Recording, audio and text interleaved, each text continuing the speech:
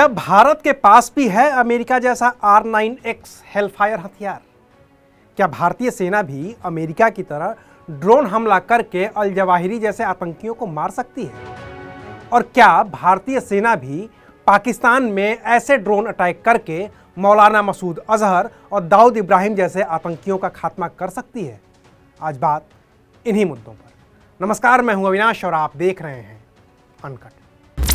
पिछले करीब 21 साल से अमेरिका की निगाहों से बचने की कोशिश कर रहा अल जवाहिरी जब काबुल में अपने घर की बालकनी के बाहर निकला तो उसका सामना अमेरिकी सेना के सबसे खतरनाक हथियार से हुआ।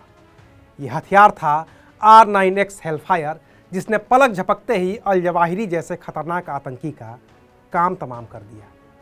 तब से ही सवाल पूछा जा रहा है कि क्या भारत के पास भी ऐसा हथियार है जिसे इस तरह के ऑपरेशन को अंजाम दिया जा सकता है?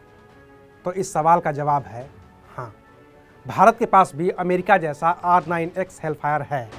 भारत में उसका एयर और नेवल वर्जन इस्तेमाल होता है। अमेरिकी सेना में इस हथियार को निंजा बम भी कहा जाता है।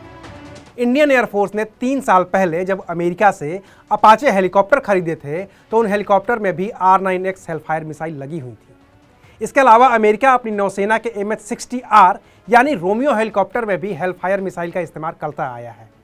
और भारत ने अमेरिका से 24 रोमियो हेलीकॉप्टर का सौदा कर रखा है, जिसमें से 2 हेलीकॉप्टर भारत पहुंच भी चुके हैं। बाकी के भी 2025 तक भारत पहुंच ही जाएंगे। अब आते हैं हेलफायर पर। माना जाता है कि जिस R9X हेलफायर मिसाइल से अल जवाहिरी मारा गया है, उसे दागने के लिए अमेरिका ने रीपर प्रीडेटर ड्रोन का इस्तेमाल किया है, क्योंकि इसी प्रीडेटर ड्रोन से ही हेलफायर मिसाइल को दागा जा सकता है।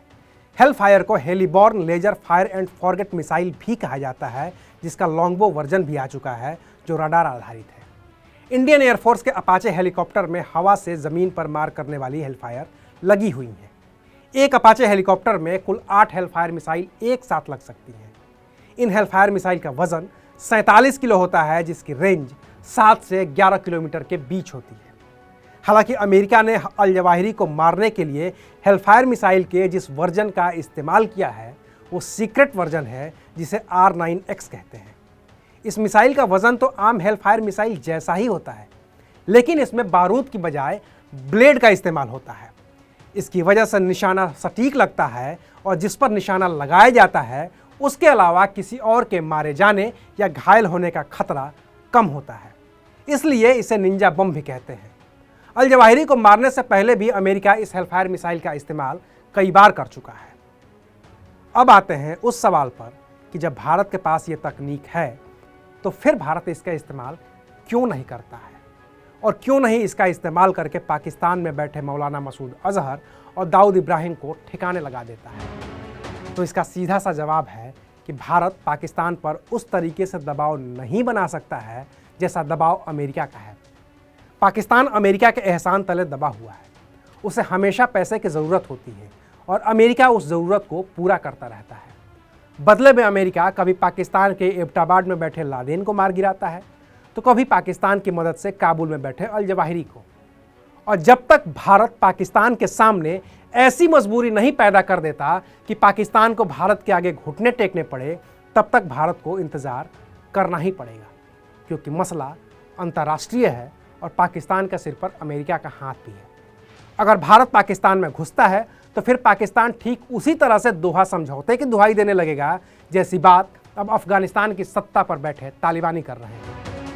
ऐसे में भारत फिलहाल उस स्थिति में नहीं है कि वो पाकिस्तान में बैठे आतंकियों पर मिसाइल हमले कर सके। उसके लिए अभी और इंतज़ार करना होगा। तो आज के लिए बस इतना ही। शुक्रिया, आप देख रहे थे अनकट।